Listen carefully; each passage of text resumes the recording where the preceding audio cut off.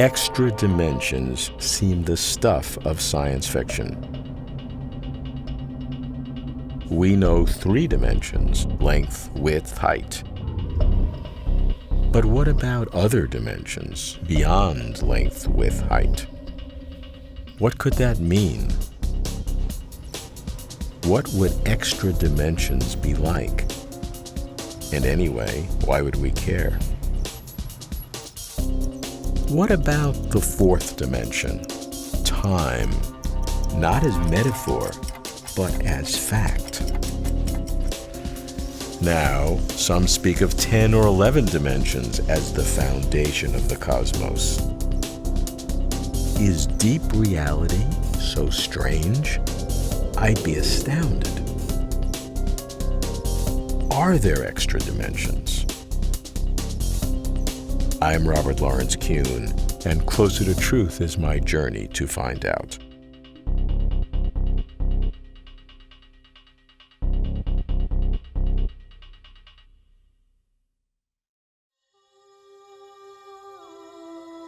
To understand extra dimensions, I should know how this unexpected idea developed.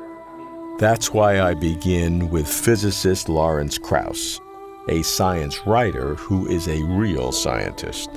Lawrence is passionate about origins. The idea of extra dimensions has been around for a long time in different contexts, partly because I think people crave this unknown universe in one form or another. I think we're hardwired to really want there to be more out there than we can see. I would say that the modern precursor, the thing that really started driving us in that direction, were the experiments of Michael Faraday back in the 1860s and 70s in England, where we began to learn about electricity and magnetism. And that was a beautiful episode in the history of science where what was discovered was that these 2 very different ideas, electricity and magnetism, these apparent very different forces, were really different manifestations of the same thing. What came out of that was one of my favorite calculations, is this remarkable fact that when you shake an electric charge, you predict that an electromagnetic wave will go out. And you can calculate from first principles the speed of that wave. That was what Maxwell did. And it was beautiful calculations. And what did he find? It was the same speed that light had been measured to have, therefore suggesting light was an electromagnetic wave. Great. But that causes a problem. And it was Einstein who really began to recognize that problem. And people often don't understand the genius of the revolution that Einstein created. We've been told since Galileo that if you're on a plane that's moving at a constant velocity and the windows are closed and there aren't any bumps, or a train, you don't know you're moving. The laws of physics are the same as long as you're moving at a constant speed. What's the problem? Well, I shake a charge on my plane, an electromagnetic wave goes away from me, and I can calculate the speed because I'm a physicist and I can calculate it and I can measure it, and lo and behold, they agree. But what if you're on the ground watching that whole thing happen? Well, since the plane is moving with respect to you, then the light ray must be moving with respect to you, not only to the person on the plane, but with respect to you, and its speed must be greater. It's the speed of light plus the speed of the plane. But that's a problem, because on the ground, I can calculate the speed of light from first principles, given the strength of electricity and the strength of magnetism. And if it's different, then that means the strength of electricity and the strength of magnetism are different for me on the ground than in the airplane. But Galileo tells us that can't be the case. That's a huge paradox. And it was Einstein's genius to realize, well, they're both right. Maybe it's the way we measure space and time. Maybe space and time are personal things, and they depend upon your motion and in order to get a measurement. So each person's space is in some sense, and time is in some sense unique to them. And that was the genesis of special relativity. It was actually Einstein's teacher, the only one, by the way, he said that he actually had any respect for as a mathematician, a guy named Minkowski, who really, however, pointed out that this weird thing that if I'm moving with respect to you, lengths will change, they'll get smaller. And if I'm moving with respect to you, my clock will go slower. It all seems crazy. It seems like it's completely relative. But in fact, there's an absolute there. There's an absolute in the sense that if you think of the world as 4-dimensional, time being an extra dimension, then when I'm moving with respect to you, what I'm really kind of doing is rotating in this 4-dimensional space. So my space is your time and your time is my space a little bit. And when those get mixed up, you explain the wonderful results of Einstein. And so we now say that we live in a four-dimensional Minkowski space. So suddenly, time is like an extra dimension, not exactly like space, but suddenly we see we live in this four-dimensional universe. And by the way, that idea... Einstein shook up our static three-dimensional world by boldly adding time as a fourth dimension. His radical insight enabled other scientists to ask, what else might be lurking deep within the foundations of the forces of reality? Extra dimensions seem so bizarre. I need help. So I go to New York to meet Michio Kaku, a physicist known for explaining far-out science. Michio, extra dimensions is front and center in the scientific world, no longer just science fiction. How significant is this in our understanding? Let me tell you a story. When I was a child growing up in San Francisco, I used to visit the Japanese tea garden and to visit the carp swimming just beneath the lily pads in a two-dimensional pond. I used to spend hours looking at them. They would swim forward, backward, left and right. Their eyes were to the side, and they couldn't see me. I was in the third dimension. I was in hyperspace. They were totally unaware that there was a universe beyond their pond. And then I thought, well, what happens if I reach down and grab one of the fish, lift the fish up? Maybe that fish was a scientist, and the scientist would say, bah, humbug, science fiction, there's no world of up. Up does not exist. Well, I would grab this scientist, lift them up in the world of up, hyperspace, the third dimension. What would he see? He would see beings breathing without water, a new law of biology. Beings moving without fins, a new law of physics. And then I would put the fish back into the pond. What kind of stories would he tell? Well, today, we physicists believe, we cannot prove it yet, but we are the fish. Thinking that anything beyond our pond, anything beyond our little puny universe is science fiction. We say, bah, humbug. You see, in three dimensions, there's not enough room to put all the laws of physics. But when you go to this larger pond, this pond of hyperspace, then all the laws of physics just fit together like a jigsaw puzzle. We live in a three-dimensional world. We see pieces. We see the electromagnetic force. We see gravity. We see nuclear force. Little pieces of this unified field theory. We bring them together. Now we have the theory of the quantum theory, the theory of the small, the theory of atoms. We have the theory of Einstein, the theory of space, time, relativity, but they don't fit together until you go into hyperspace, and then they fit together beautifully. Look at smoke. Smoke permeates throughout a room. Smoke permeates in all three dimensions, but smoke never disappears. Smoke never floats into the fourth dimension. Therefore, a fourth, fifth, sixth dimension has to be smaller than smoke. But atoms also don't suddenly drift away into hyperspace.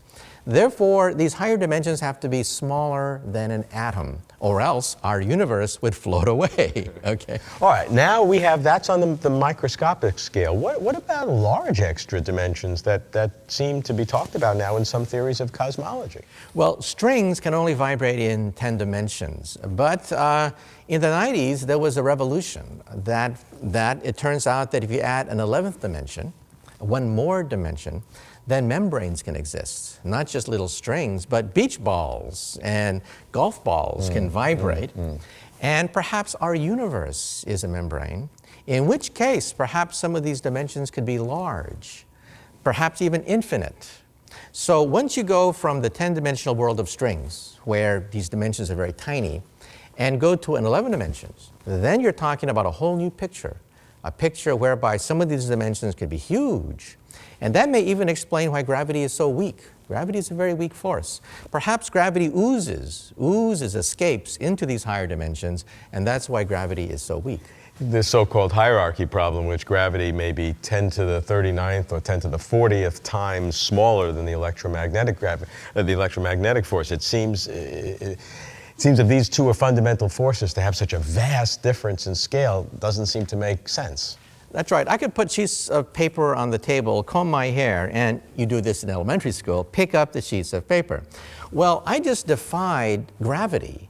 The Earth weighs 6 trillion kilograms. I defied 6 trillion kilograms with a comb by picking up pieces of paper with the electric force. Oh, yeah. That's how weak gravity is. We are like flies on flypaper. The flypaper represents our universe. We're stuck. We can't get off. But gravity oozes between flypapers, and therefore we can actually perhaps detect experimentally the presence of alternate universes. This is not just science fiction. Am I as if a fish in a pond? Extra dimensions, small and large, weaving the new fabric of reality. But is reality so fantastic? The key, Michio says, is string theory, which requires 10 or 11 dimensions to unify the laws of physics. I need more on these compact extra dimensions. I'll ask David Gross, one of the founders of string theory and a Nobel laureate in physics. We meet at Caltech. This is one of the surprising things that came out of string theory, even though the idea of extra dimensions has been contemplated before. In string theory, it was discovered that we had to have more than the 3 spatial dimensions that we see around us. And of course, since we don't see them, they have to either be very small or, as was discovered more recently in the last decade, there could be large extra dimensions in what are called warped geometry, so that, again, the stuff we're made out of could be stuck in the 3 that are visible. So these are all possibilities within string theory, and in which there are a myriad of many too many possibilities. Many too many for us to be very predictive about the consequences of the theory, and therefore they should all be explored. Some of them give rise to very interesting scenarios, predictions, or if those scenarios were correct, things that observers should look for. They give rise to different cosmological scenarios that could be tested. They give rise to objects such as cosmic string sometimes that could be detected and observed. They give rise to possible models where one might try to calculate phenomena in our standard theory of particle physics.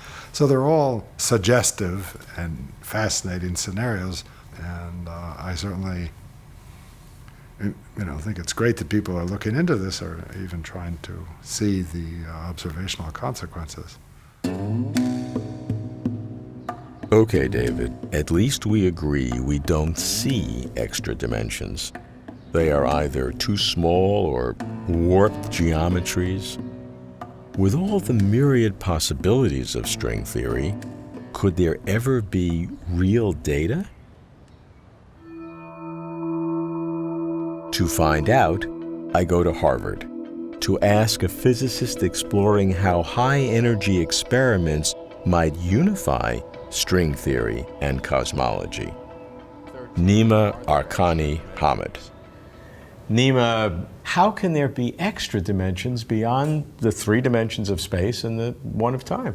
Well, it's certainly theoretically possible for there to be extra dimensions. The usual analogy people use is to imagine that there are other dimensions there, but they're curled up to a very small size. So it's like looking at a garden hose from very, very far away. A garden hose from very far away looks like a line, but as you get closer to it, you see it has a little bit of a thickness. There's a little circle there with a finite size. Compactified. So it would be compactified. So if you went around this other dimension, that you would very rapidly come back to the same place. That's the idea. The idea had a big resurgence in the 70s and 80s with the realization that string theory, with a very, very rigid theoretical structure that you really couldn't monkey with too much, predicted that there should be 10 dimensions of space and time. More recent theoretical developments hoof that up to 11, but anyway, it's a number that isn't infinity.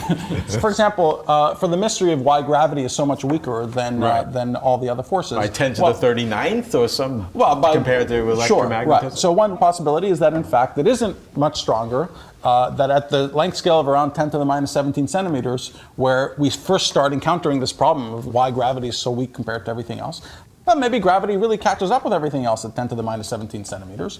But there are extra dimensions in which only gravity propagates, and the ordinary particles and forces don't propagate.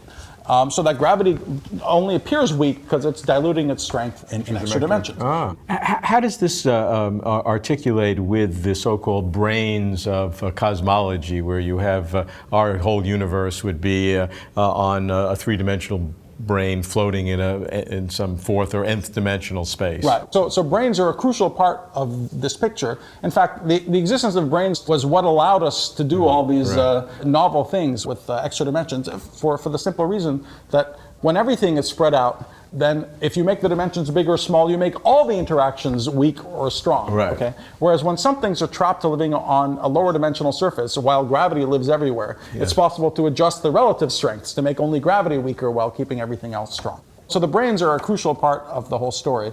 And there's many, many different scenarios now that exploit brains and extra dimensions to do interesting things. And many of them have experimental consequences, so they will live or die on the near-term timescale.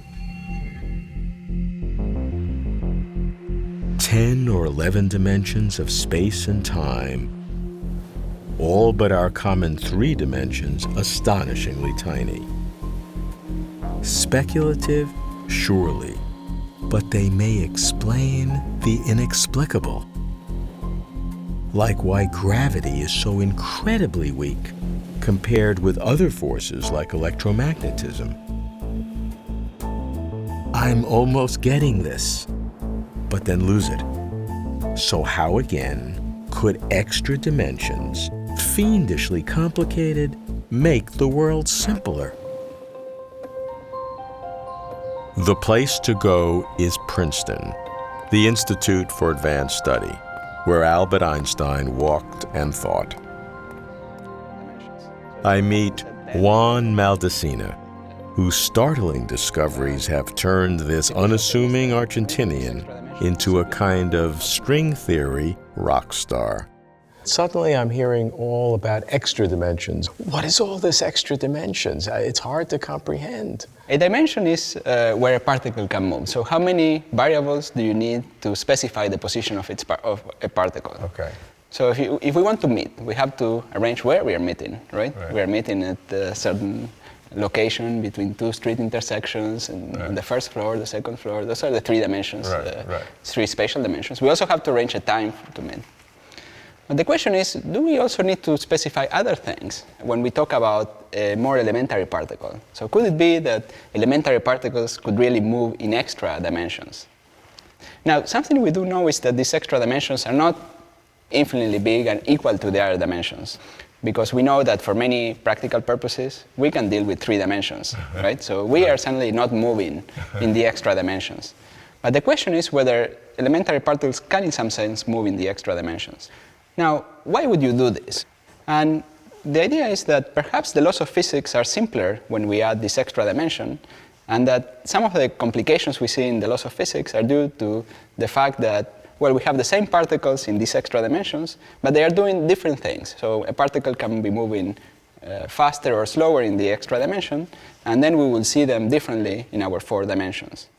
So the idea of an extra dimension is to make life simpler, not complicated. Yeah, exactly. Yeah. It sounds like it's more complicated. Yeah. It looks more complicated, but in a way it's simpler, because the idea is that you have simpler laws in extra dimensions that give rise to more complicated laws in 4 dimensions. Okay. So that's the beauty, if you wish, of extra dimensions. Let me give you an example. So the simplest and oldest idea was to construct a theory that puts together gravity and electromagnetism. So in a theory of gravity, we have gravity waves, and with electromagnetism, we have electromagnetic waves.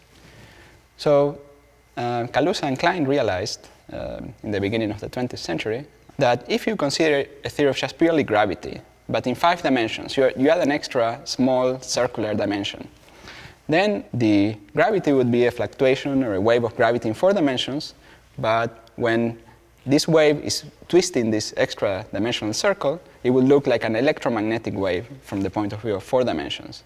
So in this way, 2 phenomena that are different, gravity and electromagnetism, are unified and put together in this 5-dimensional picture.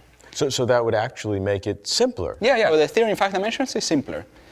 Now, this simplest theory doesn't quite work, but so the modern incarnations are, well, it's similar in spirit, but with a little few more dimensions and so on to make it more consistent with what we see in 4 dimensions.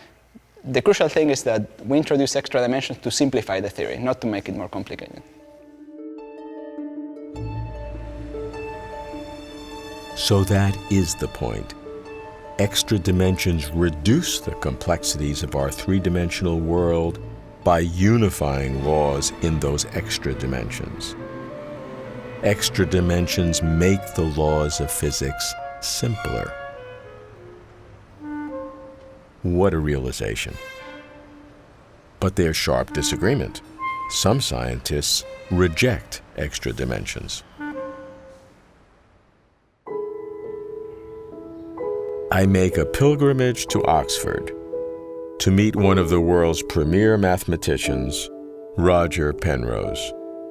Roger has elevated humanity's grand understanding of the cosmos. Roger, what's your reaction to these extra dimensions?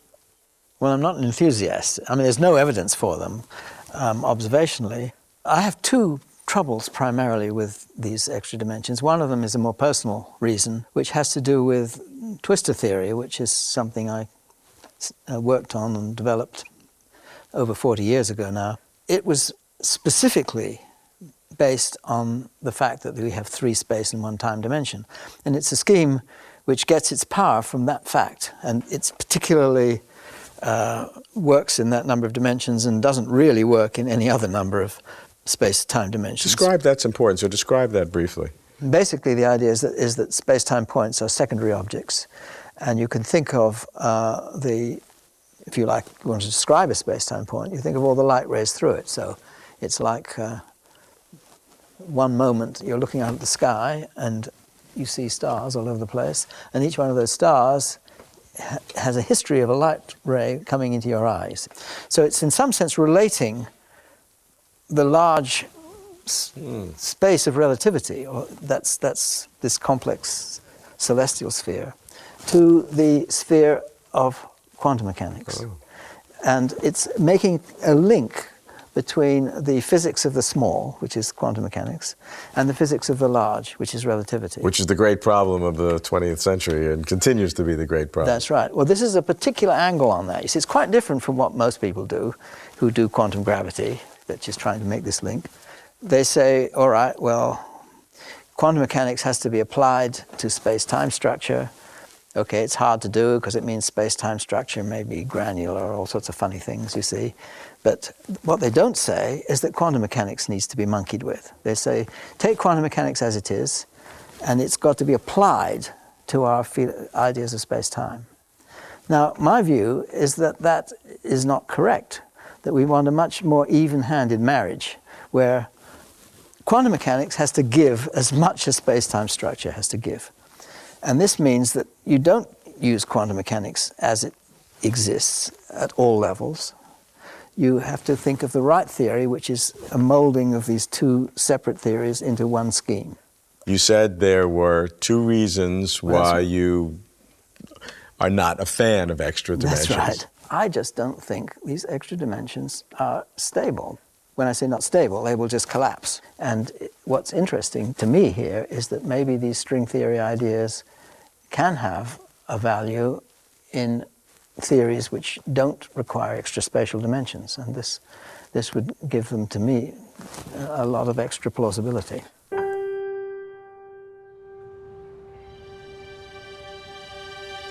Harvard, Oxford, Caltech, Princeton, New York. I've traveled thousands of miles in search of the smallest facets of our cosmos. It's the great human quest to dig up the foundations of mass and energy, space and time. The drive is for simplicity, to explain how the world works concisely and elegantly. When theories are complicated, then there's likely another theory, simpler and thus deeper. And simplicity, when found, is breathtaking. That's the addicting appeal of extra dimensions, to show how the atomic zoo of what seem to be very different particles are really different manifestations of the same singular atomic animal. Unity from diversity, the wonder of it all. How much more is there to discover? But do extra dimensions really exist? Either way, the exhilaration of exploration brings us closer to truth.